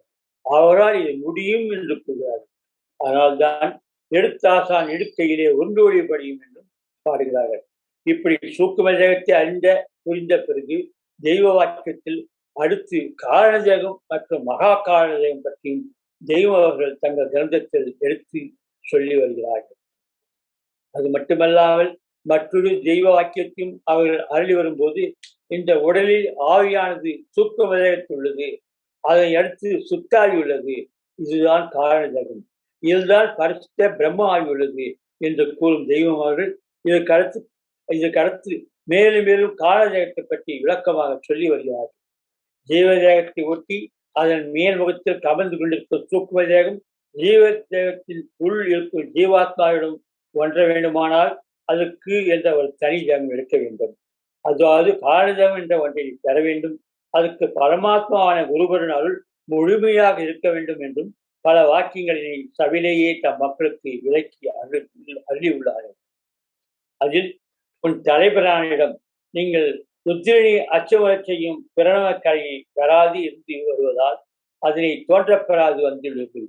ருத்திரனை அச்சுறுத்தும் வாளாயுத கரணோதயம் உங்களிடம் எழும்ப சதா குரு மகான்மிய தெய்வ நினைப்பில் இருப்பீர்களாக என்ற கருத்தி துவாரபால் சந்திப்பு பற்றி வரும் தேவ வாக்கியத்திலும் மற்றும் பல வேத வரிகளிலும் எடுத்து கூறிய பார்த்து நாம் உண்மையை அறிந்து கொள்ளலாம். இப்படியெல்லாம் வரும் தெய்வ தேவ போத வசனைகளில் நாம் ஆழ்ந்த பக்தியுடன் நன்கு கவனிக்க வேண்டும். பரமாத்மாவை தரிசிக்க வேண்டுமானால் குடியிருந்த குடிசை என்னும் சூழமிட்டு சூக்கும தேகத்தில் வாசேறி வந்தால் அந்த இடத்தில் காரணதேகம் என்ற பரமாத்மாவை தரிசிக்க முடியும் என்று தெய்வம் பாடுகிறார்கள். இந்த காரணதேகத்தின் தன்மையை எடுத்து தெய்வம் விளக்கும் போது மின்னல் போன்ற பிரகாச ஒளியின் வேகத்தை விட அதிவேகம் கொண்டு எழுப்பி பாய்ந்து செல்லும் தன்மையுடைய இந்த கவனரச கொள்கையான காரணதேகம் என்று மாண்பிற்கு எடுத்து வைக்கிறார்கள். குடியிருந்த குடிசை என்னும் சூழமிட்டே ஏறுகின்ற கவனரச குளிகை தாங்கி எழுபங்கும் சூக்குமத்தில் வாசி ஏறி பேசரும் காரண தேகம் எடுத்து ஏகின்ற போது பிரம்மச்சாரி என்று பேசலாமே என்று இந்த காரண தேகத்தை பற்றி தெய்வமர்கள் அமிர்த கலைஞான போதம் 2ஆம் காலத்தில் பாடி வருகிறார்கள். இதில் சூக்குமத்தில் வாசி ஏறி பேசும் காரண தேகம் எடுக்கின்ற ஏகும் போது என்ற ஒரு வரிகளிலிருந்து சூக்கும தேகத்தின் வாயிலாகவே காரண தேகம் எடுக்க வேண்டும் என்று தெய்வம் அவர்கள் எடுத்துக் கூறுகிறார்கள். அவர்களின் கருணை பாய்ப்பால் தெய்வ மகா மூலமந்திரத்தையும் தெய்வ வேதத்தையும் அமிர்த போதத்தையும் நினைவுகூர்ந்து சதா இருக்கும் போது நம்மில் ஒரு பிரம்ம அதிசயம் நிகழும். இதனையும் தெய்வ பாடல் எப்படி விளக்குகிறது என்று எடுத்து தெய்வங்கள் பாடிப்பதை இப்போது நாம் பார்க்கலாம். விண்டு விண்டு அந்தரத்தோடு ஊடருகி பாயும் விளங்கும் காரணதேகம் காவியம் கண்ட சூக்குமம் தாண்டி தூளந்தண்ணில் காசாயம் அணிவதற்கு அருளாகும் என்று பாடுகிறார்கள். மேலும் தெய்வங்களில் பல பிரம்ம வாக்கியங்கள் இதை போன்று பலவற்றை எடுத்துக் கூறுகிறது. அதில் மனைவின் சூழம் கடந்த ஜீவதேகத்தில் ஆத்ம பிரம்ம சத்வாரியான கண்ட பரபிரமும் வேதப்பதியின் முன்முகப்பு பிரம்ம வாயிலில் சூக்க தேகமாக இருக்கிறது. அதன்படி சூழத்திற்கு அப்பாலாகி ஒரு சொந்த ஜீவ தேகாலயத்தில் தான் சூக்கமும் உள்ளது. சூழல் தேகத்துக்குள் உள்ள பிரகாச சூக்குமத்தில் தான் காரண தேகம் உள்ளது. இதுவே சைவ திருமேனி. இந்த சூக்கும தேகத்திலிருந்தே காரண தேகம் எழுந்திருக்கிறது. இந்த காரண தேகம் அசையக்கூடாது. இதுதான் பிராணனின் அசைவு.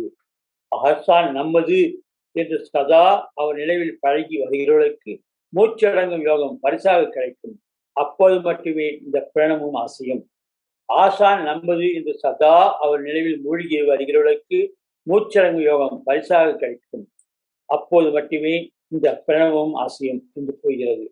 இவையெல்லாம் தெய்வ பிரம்ம வாக்கியின் தொகுப்பு ஆகும். இதனை தெய்வ அருள்மொழி என்ற வாக்கிய புத்தகத்தில் பார்க்கலாம். இவை எல்லாவற்றையும் எதுக்கு தெய்வம் எடுத்து சொல்கிறார்கள் என்றால், மைத்தவ தெய்வ கிரந்த மாமலைகளை எல்லாம் நாம் ஓதி வருவதே நம்மை நற்கதிக்கு ஆளாக்கும் பிரம்ம வித்தியின் விதியாக அமைந்து இருக்கிறது என்பதை இறைவன் காட்டும் வழி என்பதை நாம் அறிவதற்கு ஆகும். இந்த பிரம்ம நிலை மனவின் ஆதி உத்பவ காலத்திலேயே பிரம்மத்தால் பதிக்கப்பட்ட ஓர் எழுத்து மந்திரிக்கோள் என்ற அகர வடிவம் கொண்டது என்றும் மாமரைகள் வேதங்கள் கூறுகின்றவற்றை உதாரணமாக எடுத்துக் கூறி தெய்வம் அவர்கள் தங்கள் மான்மியத்தில் எடுத்து வைக்கின்றார்கள். இந்த பாரரகசியங்கள் எல்லாம் சைலாதி பிரம்மத்தின் அசல் செயல்களாகும். அகமியமாக நினைவுலோக ஆதிக்கத்தை பரபிரம்மத்தால் இது நிகழ்த்தப் பெறுபவை.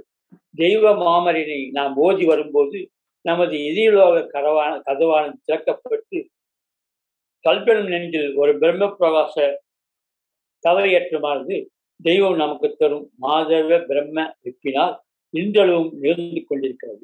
இது எல்லாம் நாம் சென்ற ஜென்மத்தில் பெற்ற வருமே என்று நாம் உள்ளத்தில் ஒரு உணர்வு எப்போதுமே நமக்கு இருந்து வருகிறது. தெய்வங்களும் ஆதியொளி தோன்றுவது யாருக்கென்றால் அதிகமாம் புண்ணியருக்கு எய்தும் பாரு என்று இதால் தான் பாடுகிறார்கள். மேலும் அதே சமயம் நம் நல்லொழுக்கத்தையும் முக்கியமான ஞான முறையானதாக ஞானமார்க்கும் தெய்வம் இருக்கின்றார்கள். பஞ்சபாதங்களில் கலந்திடாதே, கையிலேறும் காலமையா தவறிடாதே, கொள்ளாத கல்முதலாம் விபச்சாரருக்கு பிடுங்கப்படும் ஞான நிலை என்னால் என்னும் இது பாடுகிறார்கள். மேலும் தெய்வ வேத பாடலில் இந்த ஜீவக்கரைகள் ஒழுங்கும் கைலாயப்பதி எல்லை உள்ள நிலையை நாம் பெற்ற பிறகும் இன்னும் 4-5 மண்டங்களை நாம் கடக்க வேண்டும் என்று கூறி அமிர்த கலைஞான போதத்தில் பாடுகிறார்கள். தேடி வரும் அக்னி மண்டலம் தாண்டி திருவான சூரிய மண்டலம் ஆட்சியே என்றும் குறித்தபடி பரிதி மண்டலத்துக்கு அப்பால் குடியேறும் சூழ மண்டலம் ஆட்சி என்றும் ஆச்சரியம் இல்லாதே அதற்கு அப்பாலே ஆனசக்தி ஜல மண்டலம் ஆகும் என்றும் வாச்சுதன்று பெரியவர்கள் சாங்கியம் எங்கே வாங்கியல்லோ நிர்மல மண்டலத்துக்கு போவார் என்றும் தெய்வம் பாடுகிறார்கள். இந்த மண்டங்களை கடக்க வேண்டிய முறைகளை பற்றியும் தெய்வம் எடுத்து கூறுகிறார்கள். அப்படி கடந்தால்தான் மகா கால தேகத்தை கைப்பற்ற முடியும் என்றும் அமிர்த கலைஞான போதம் பாடலில் பாடுகிறார்கள். தெய்வம் அவர்கள் காலதேகத்துக்கு அடுத்து உள்ளதே மகா காலதேகம். இதை கைப்பற்றியவர்களே தேவ சன்னதால் என்கிறார்கள். இதை கைப்பற்றிய பிறகு மட்டுமே நிர்மல மண்டலத்துக்கு சென்று தவம் இயற்ற முடியும் என்று அமிர்த கலைஞான போதம் கூறுகிறது. இதனைத்தான் மேற்கலை மேலேறுவது 9 நேர்பிரமாணம் என்று பூரண பிரதியில் தெய்வம் பாடுகிறார்கள். இந்த காலஜக எல்லையில் உச்சியில் தான் மகா காலஜகம் உள்ளது. கலங்காத பரஞ்சோதி குழு ஆசனத்தில் கண்டுதவம் புரிந்தவரை மனக்குளத்தின் மேலோர் என்று தெய்வம் பாடுகிறார்கள். இது எதையும் அகக்கண் கொண்டே பார்க்க முடியும் என்பதும் ஆண்டவர் வாக்கியம். இதனையெல்லாம் அறிந்து கொள்ள வேண்டும் என்றால் ஆதி அந்தத்திலிருந்து நாம் நமது வேத நூலையும் தெய்வ திருமொழியும் மற்றும் அவருடைய எல்லா கிரந்தங்களையும் படித்து அதில் லயித்து வர வேண்டும். தெய்வ பெருங்கலை பிரகாசம் சதா விசிறி வீசிக்கொண்டும் நாம் வீசிக்கொண்டிருக்கும் நம் மெய்த்தவ அருஞ்சாடி அம்பதியை மறவாது நாம் இருக்க வேண்டும். தெய்வத்தை நினைந்து ஓதி வாங்கி பிரார்த்தித்து வருவது ஒன்றே நம்மை தவ எல்லைக்கு மேன்மேலும் நகர்த்தி வரும் பிரம்மச்சை என்பதை நாம் அறிந்து உணர்ந்து அதன்படி இருந்து வர வேண்டும். பெண்ணானாக வடிவெடுத்த பதாம்புணியாகிய நமது மெய்வழி தெய்வத்தை மார்கக்காயி என்று தீர்க்க தரிசனங்கள் அழைக்கின்றது. ஏனெனில் அவர்கள் பரமாத்மா என்ற பிரம்மத்தில் ஒன்றிய பரமாத்ம சொரூபர். பரமாத்மா பெண் என்ற பிரம்ம பிரகாசப்படுவதாகியால் பெண் ரூப சக்தியாக நம் குரு கொண்டலர் அவர்களை வணங்குவது என்பதை ஒரு வைப்பாக தெய்வம் அவர்கள் நம் வேதத்தில் எடுத்து வைத்துள்ளார்கள். அதனால்தான் அந்தரியே சுந்தரியே அருள்தாவன் பிழைத்திரலை செய்யும்மா ஆதிசக்தி பிரணவத்தி என்று உரையிலே என்று தெய்வ உத்தரவை தோற்றெடுத்து நிற்கிறோம். மேலும் ஆதி பாராபரி நிதி தராதர அந்தரி சுந்தரியே அருந்தவ துறை நடு இருந்தர சாலம் அமளி திரிசூலி நிதி நகர் மணி பைவேல் கண்ணி நித்திரியவரே ஓதும் பீரான்மணி ஒத்திலர் முத்திரி உத்தமி பத்தினியே பிரளய நீதி தெளிவுறும் கோள்கை கொண்டிங்குற்றவர்களே பெருங்கானகத்தே யுகத்தவத்தேர பிள்ளைகள் பெற்ற அம்மா என்று தேவ தியான பாடலில் வருவதை அப்படியே உத்தமி பக்தியாக தெய்வத்தை நினைந்து தோற்றெடுத்து பாடுகிறோம். தெய்வர்கள் தாம் பராபரியாக மாறி பெருங்காலத்தில் இப்போது இயற்றும் பெருந்தவத்தை பற்றியும் இதில் பாடியுள்ளார்கள். இது மட்டுமில்லாது ஞான முறையீடு பாடலிலும் நாமும் தெய்வ தரிசனையும் பற்றி பலவாறு தெய்வத்தை எடுத்துக்கூறி பாடி நிற்கிறோம். அதில் யௌமயாமம் தேய வெங்கேத்தியன் உள்ள இலக்கே எந்த நேரத்திலும் சந்திர கலாநிதி முன்னிலே இருக்க ஏழேழுலகம் ஒளி கதிர் வீசும் உள்ள கொண்டழகி என் உடம்புயிரெல்லாம் கலந்தி நீக்க வந்த இன்பம் பழகி. இப்படி தங்கள் நூலிலும் பாடலிலும் பராசக்தியாகவும் திருசூலியாகவும் தவறிலிருந்து வள்ளி படிப்படியாக நமக்கு எடுத்துச் செல்கிறார்கள். அமளி திருசூலியாக அருந்தவ தொலைக்காட்டில் தவமீட்டி வரும் நம் தெய்வ தேவ தவநிலையை நினைந்து நாம் நிற்கும் போது அவர்கள் தரும் தவறும் நம் தெய்வ தேவத்திலும் அப்படியே உதயமாகிவிடும் என்பதை குறிக்கவே சேர்ந்தமதி சுழிசுழித்து வருமா தேவி என்றும் நீட்டழைப்பில் ராகமதி வெளிவருமா தேவி என்றும் பாடுகிறார்கள்.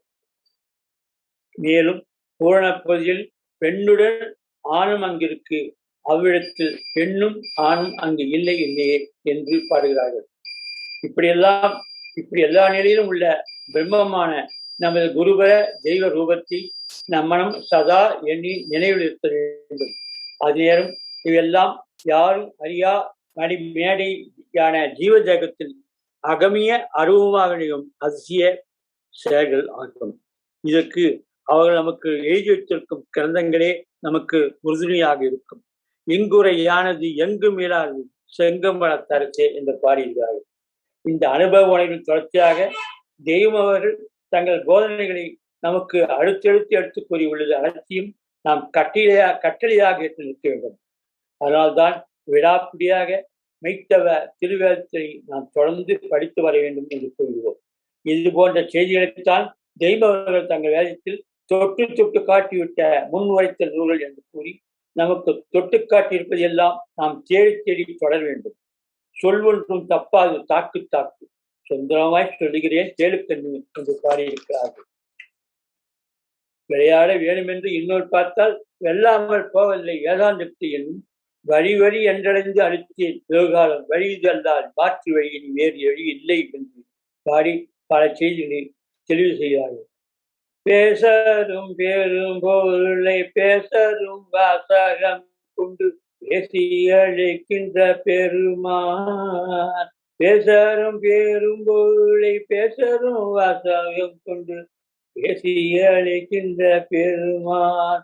மாஸ்டர் தேசியர்கள் வைக்கும் வைப்பதை நீக்க எவருக்கும் மானிட சட்டை இல்லா வீடில் பேசிடும் பின்னர்கள் எல்லாம் தூசி காலாவதும் இங்கே தொன்மாறி விளங்குவதிங்கே.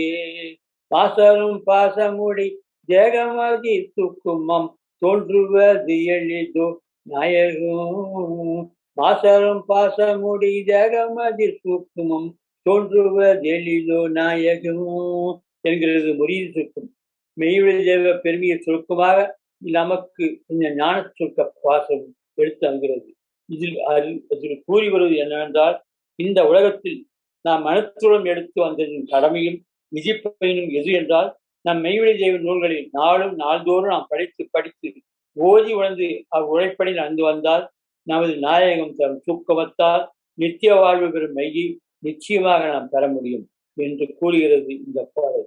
இதை உணர்ந்து நம் வாழ்நாளை நாம் தொடர்வோமாக. முத்தி பெறுவது தொடரும். நமஸ்காரம்.